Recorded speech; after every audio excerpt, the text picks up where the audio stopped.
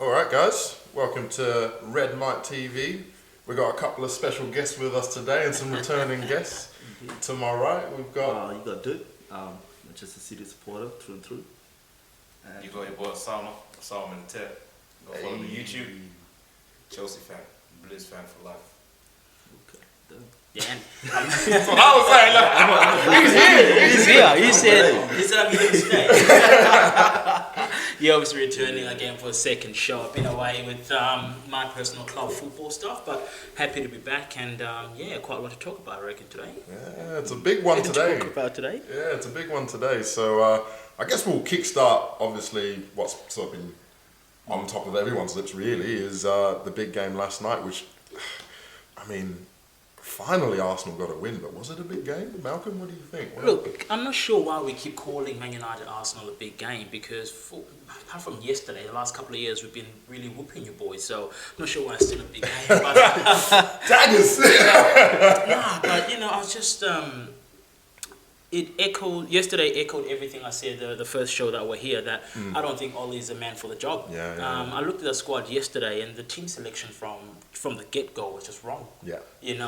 Arsenal have been playing the same system since Arteta got there, with the wing backs nice and high. Yeah. So they're going to look to spread the pitch, and we play with the narrow diamond system, which I just couldn't understand what was going on. Yeah. In the first 5 minutes, McTominay on the right-hand side, he just looked out of place. Yeah, 100%. Looked out of place, and 100%. Saka and Tierney just Took kept going advantage, down yeah. that channel. It was just a matter of time before Arsenal scored, and it was just disjointed. I've never seen Marcus Rashford and Mason Greenwood come that deep to receive the ball when they're back to goal, and that's not how they play. Yeah. So I'm looking at that thinking, the gaffer's got the team selection wrong from the start, and I'm looking at the display. It's insipid. It's not inspired. Yeah. The boys don't look motivated. It's just Arsenal Man United. Yeah, exactly. It's Arsenal Exactly. Man Yeah, United, yeah.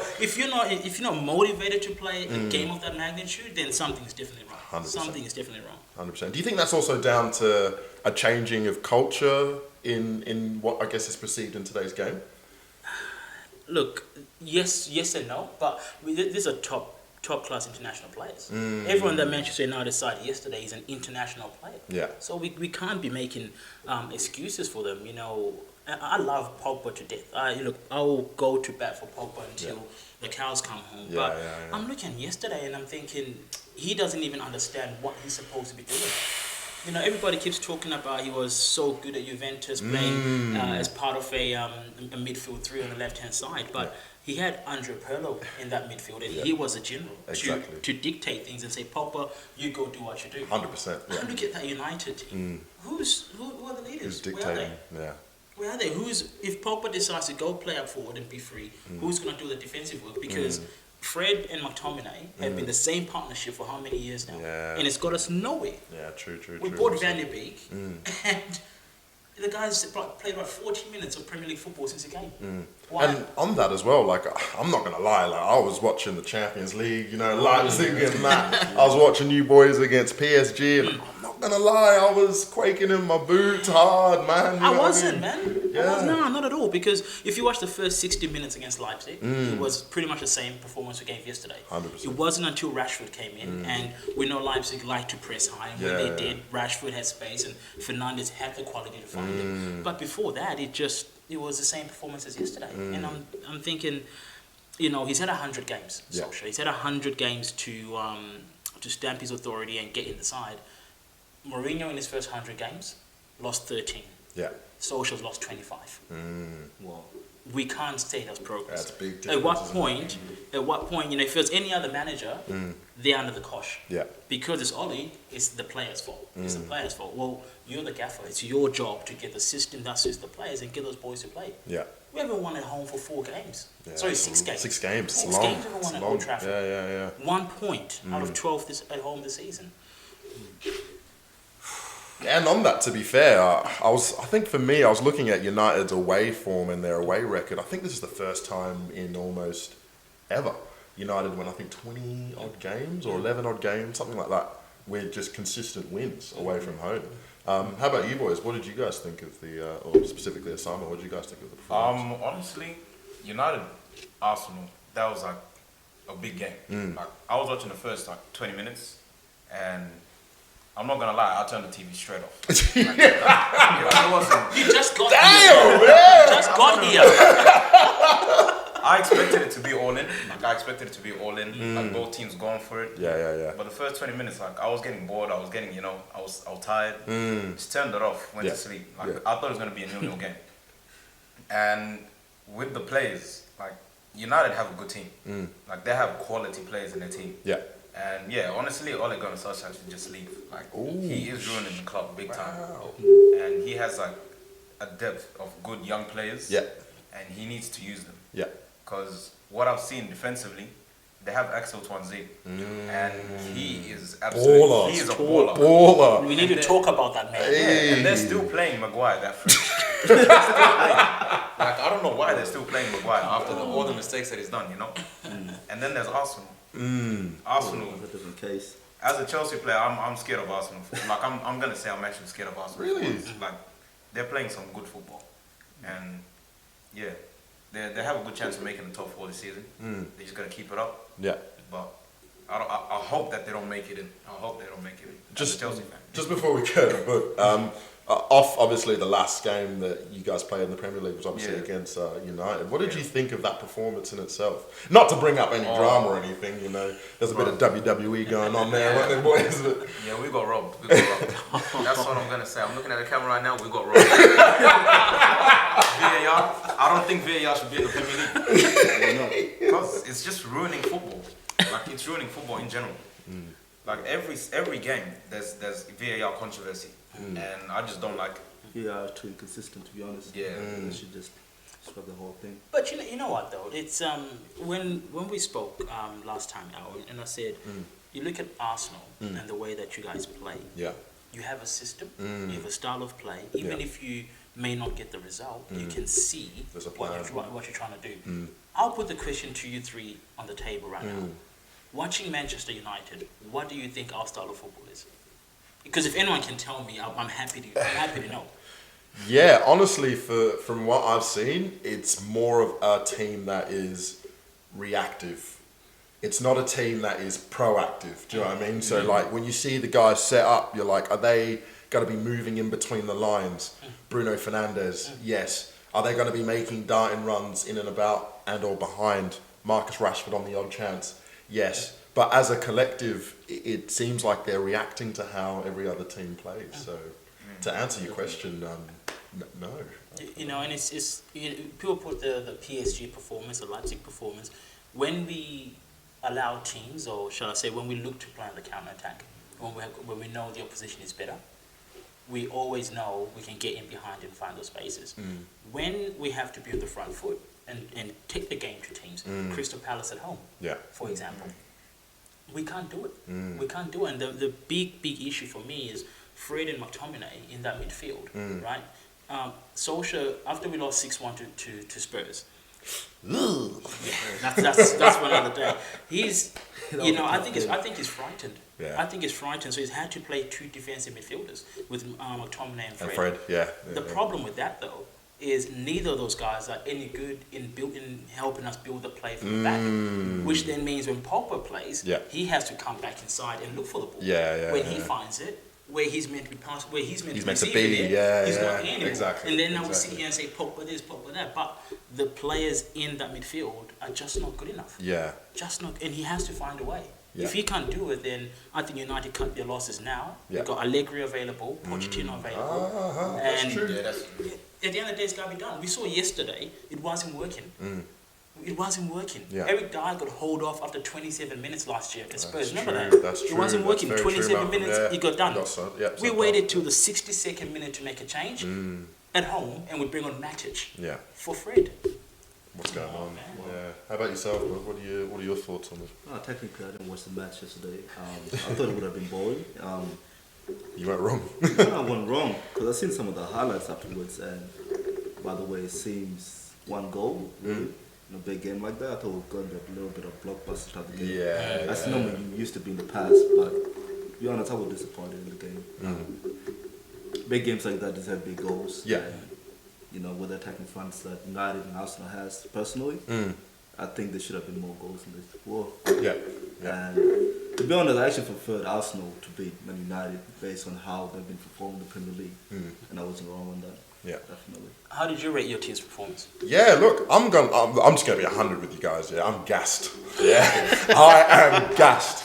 Man, it's been like what 5 years since Arsenal's beaten the top 6 away from home. Yeah, I'm feeling it. I really am. Thomas Partey, man. I don't want to say nothing. I want to put tags on him. I didn't want to do it, a couple of weeks ago, as you saw as well, Malcolm. But like, he's looking like a baller, man. Like, he's looking like the real deal. El Neni, it's like we got a new signing. Don't know what he was on last night. He was doing things I've never seen him do. Like, he was playing between the lines. It's as if like him and Danny Ceballos did a Freaky Friday thing. You know what I mean? Like, bodies just swapped. I was like, hang about, what's going on here? And I mean, that's credit as well to the coach. He's obviously put a lot of belief in El Neni. And yeah, I mean, Thomas Partey made 11 recoveries. I've never seen an Arsenal player do 11 recoveries. Ridiculous, right? That's like Kante or something, you know what I mean? Like, so yeah, I'm not gonna lie, I'm gassed. In terms of what you lads have also said in terms of the game, as a spectacle, I agree with you guys 100%. As a spectacle, it was pretty poor. Arsenal dominated the midfield, but at the same time, Arsenal aren't used to dominating the midfield like that physically. Yeah. I felt United were bullied. I felt United didn't have a response to what Arsenal's gameplay was, and they resorted to changing their own style. They kind of, I felt like, threw Ole Gunnar Solskjaer's tactics out the window and did it themselves. Whatever that was. But yeah, I'm on cloud 9, to be honest with you. So I don't see where we go from here. Ole has to find a way. Yeah. He has to find a way, because if he doesn't, looking at the table now, it's only 6 games in, and 15th, is it? Forget where we are in the ladder. We are already 9 points behind Liverpool. That's what I was saying as already well. 9 Even points for behind Arsenal, Liverpool. yeah, same. And only 6 games in, only 9 points, and it's already 9 points. Sorry, and that's concerning, because if we finished 3rd last season, you expect us to push on, looking to catch up. Yeah. But that starting 11 yesterday are the exact same 11 players that we had last year. Very true. So, and on that as well, like, Partey was great and all, but like, I was looking at Gabriel and Leno and those guys at the back. I'm like, the signings that we made were typically United-esque kind of signings, weren't they? And I was like, those players were the players I'd expect in a United team or setup. Do you think there's something sort of going on wrong? Ed Woodward, too much power there? Or? Look, I could sit here and I could speculate on what I think is happening. I don't have the inside information. I don't think any of us do. But when you look at it, again, I bring back the point of why we don't have a football director. Because I'm not sure who's making the signings at Man United. And I remember when we did that first show, and I said we needed a holding midfielder. Partey would have been the perfect final piece of the jigsaw if you want to play a 3-man midfield with Pogba and Fernandes. Set those free.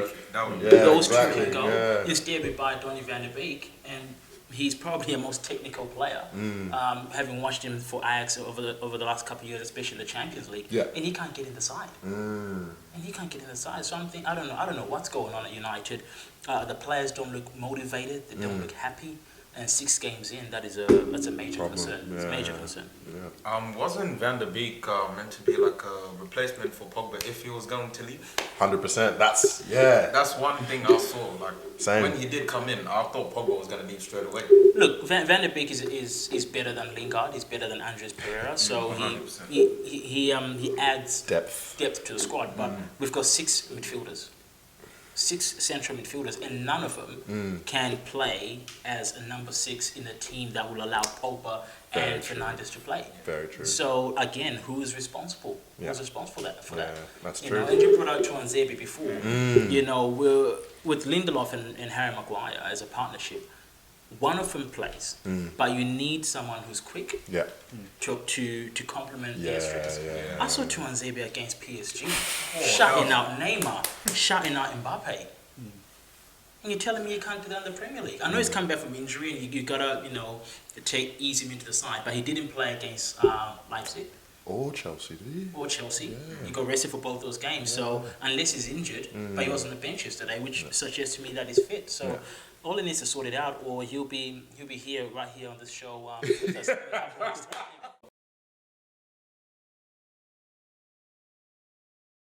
Chelsea, for me, were very, very impressive on the weekend. And obviously, Osama was a big Chelsea fan. Oh, you already know. First thing, what is up with this kit? It's like Crystal Palace's home kit. They literally what is going on? Crystal Palace's kit. And what's up Yeah, with number 3 though? Oh, the 3 is for the 3 goals we scored on the. Hey! The 3 no. Burnley fans, I'm sorry. And yeah, honestly, like this kit, when I first saw it, I thought it was the Crystal Palace kit. Yeah. And I was like confused. I was like, wait, Chelsea is, is They copying trolling? Crystal Yeah. Palace. Like, did they do a partnership with Crystal? They're both from It's that London. Ruben Yeah, Loftus they're cheat both- deal, eh? And I looked at it and I laid straight away, credit card details in, boom, bought it. I was like, I had to get it. Done. You're not a closet Crystal Palace fan there, by any chance? Nah, no way, no way. So how did you find your guys' performance? Obviously 3-0 over Burnley. I think much like like the other big teams, it took a while to get into it because it didn't have much of a preseason. Yeah. But it seems like you guys have starting to hit your stride. Yeah, we have. The new signings, it took them like a couple of games to get into, the form that the big price tags, and they've showed it. Frank Lampard put his team, and he made his team, and they just absolutely killed it. They went out there and they showed, 100%, yeah. they showed the footballing world what Chelsea's about, and yeah, they just absolutely killed it. I think it was massive, wasn't it? Backing it up from the 4-0 win during To the midweek, week yeah. to come back Yeah. and do it. The goalkeeping situation seems to be It's sorted, solved. right? It's solved. Kepa has to leave. He has to leave. I don't care if he gets released on a free transfer. If he has to go down to like League 2, I don't care.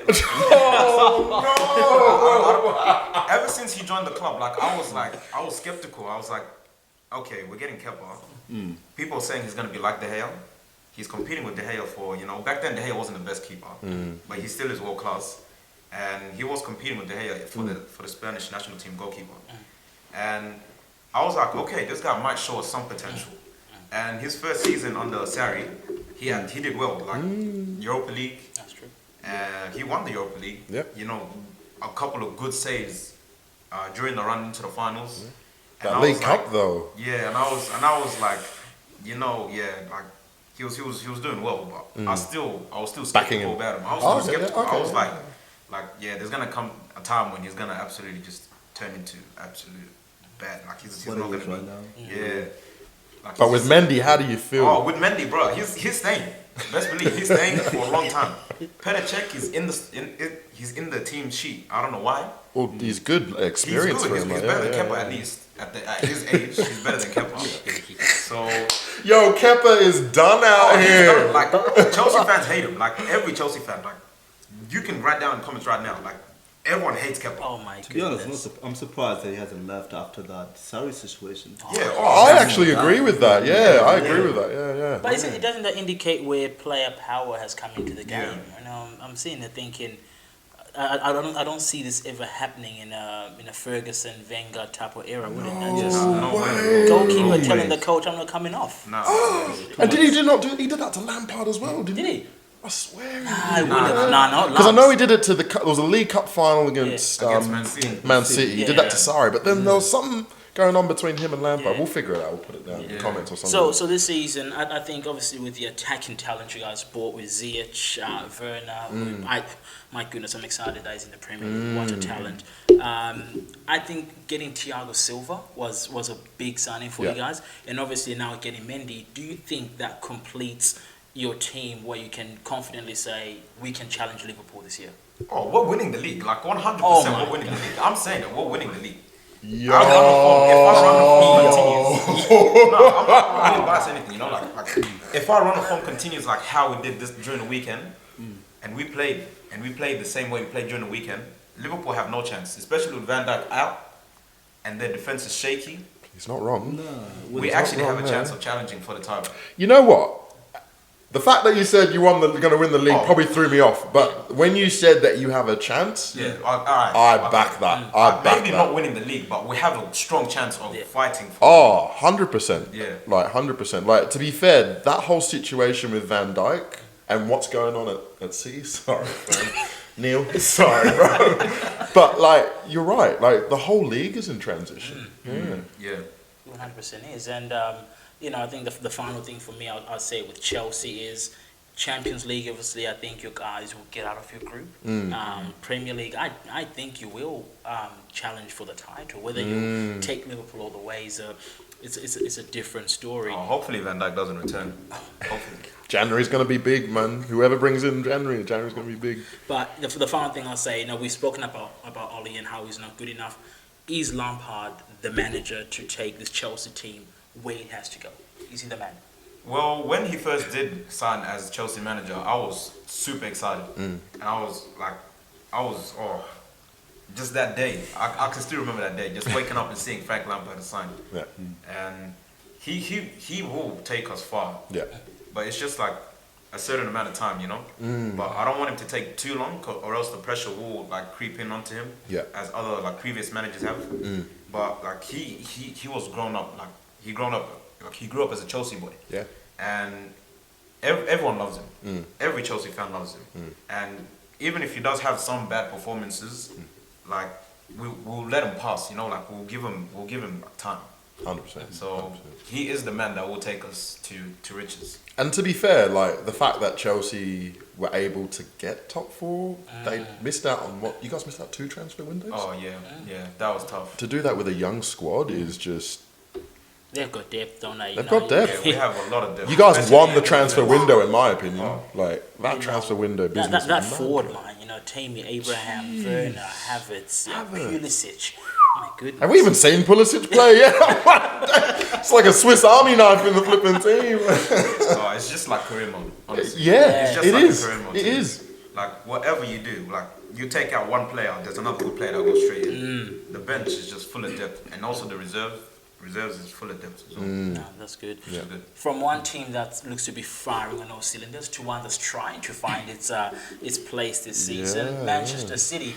Look, I would like to say, apart from my good friend Neil, who's away today, he's got an AGM with his football club, which is fair enough. I didn't think Man City had any other supporters in Perth, but we seem to have found one. No, there's heaps, man. How did you become a Manchester City fan? Oh, well, first time I became a Manchester City fan was at that, when we won our first title, obviously, 2012. Yeah. Yeah, that Aguero goal, man, was inspirational, just what he did. Yeah. And after then, I was like, wow, City is a place to be. It's my team. And yeah, and as you see, 10 years on, we won 4 titles now. Not bad. Unlike Liverpool, first one in 30 years. It's just alright though, but yeah, nah. I love that. And man, signing Pep was the greatest thing we could have ever done. The man is a total genius, that's all I can say. Yeah, so a hard-fought win away from home at Sheffield United. Kyle Walker scoring against his former club. How did you see the performance? Where do you think Manchester City are at the moment? Obviously, there've been injuries. Aguero hasn't been. Has been in and out the side. He's been injured. Gabriel Jesus as well. Where do you see Man City at the moment as a team? Right now for Man City, it's a transition. That's all I can say. We're trying to develop the team a little bit more. Try to get new signings to come in, and I think the previous signing we made of the left winger that replaced Leroy Sané was a great signing. Oh, Fernand Torres. Yeah. Torres, guys doing miraculous things at the moment. Excuse me. I think it's a good change of what Pep's doing at the moment. Unlike last year where he was trying to experiment with certain positions, certain players here and there, try to fit things in a way that kind of matches his style of football. It's been tough for Man City. That's all I can say. We're not doing too well at the moment, but I think by the way the things are going, I think we might get there. Yeah. But I think technically we're going to be challenging for top 4.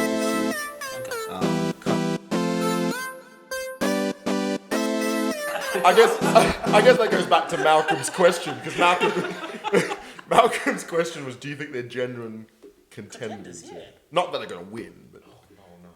Are they not the closest team to challenge Liverpool? They're gonna fall off. They've scored the most goals in the league. Yeah, but injuries are gonna come and haunt them. 100%. They've got depth. But are their players good enough? I feel like I'm a Spurs fan more than a United fan at the moment. I know. I've got Arsenal Tottenham was bad. No, you Chelsea fans do not like Spurs. Bro, honestly, I hate Spurs. Like, I feel you on that. I but hate Spurs more than I hate Arsenal. wow. hey, I feel you on that. I feel you on that. But man, Like, like, Arsenal's a bad club. Don't get me wrong. They're a bad club.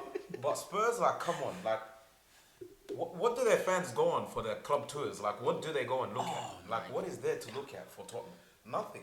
so this is going viral. Nothing. You're saying the trophy cabinet just has cobwebs in it, nothing. It's cobwebs, and it's Oh. gonna stay cobwebs for like another 10 years, I reckon. Oh wow. How about yourself? Do you think Tottenham are going to be contenders, challengers for the title? I actually do, to be honest. Yeah. By the way they've been playing at the moment, they've got what? How many goals do they have now? I think it's Way eight, more than I think it anyone was else. 18, but, I think 18 or 19, I think it was. Yeah, Yeah. six games. they got about like double of everyone else's goals, basically. And that's with like Bale not really Bale- firing Bale- 100%. Bale not playing good. But when you got Bale on top form, man, it's gonna be like I don't even hallelujah, want bro. to. I don't even want to think about it. I think for me, I back. Shout out to Malcolm in the past again. Like that was a big shout. Big shout. And it was. You're not far off, to be honest. Yeah. Look, Tottenham will compete. I believe that Tottenham will fall off. That's just standard Tottenham. Okay. So I don't think you're wrong there, Osama. I don't think you're wrong at all in that sense. But I think they'll be the last team to fall off. To be honest. I think all the other teams will keep going, they'll fall off, and then Tottenham will just ride it towards the end. Oh, Christmas time, for everyone watching, I'm saying this right now. Christmas time, Tottenham's not going to be in the top 2. Oh Top my 3. god. That's what I believe. I You believe that they're can't not be going to be in the serious. top You 3. can't be serious with that. Maybe 4th, maybe 5th. They're gonna but- finish above you this year. No, they're not. I'm They're telling not. you. They're not going to finish above I'm telling you. They are not going to finish above You are. Listen to where Tottenham are at the moment with the manager of Joe's